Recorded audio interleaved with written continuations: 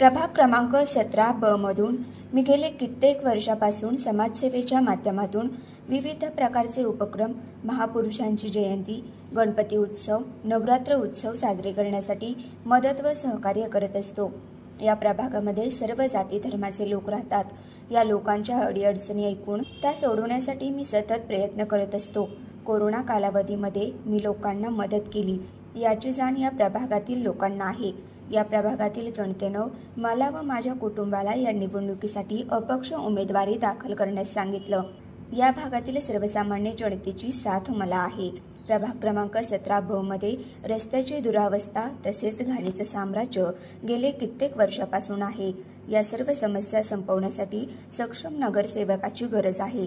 या प्रभागातील सर्वसामान्य जनतेने आम्हाला या निवडणुकीमध्ये अपक्ष उमेदवार म्हणून निवडून दिल्यास या प्रभागाचा कायापालट झाल्याशिवाय राहणार नाही। या सर्व समस्या संपवण्यासाठी माझी पत्नी सौ अमृता विदुल आदटराव यांना या प्रभागामधून विजयी करावं।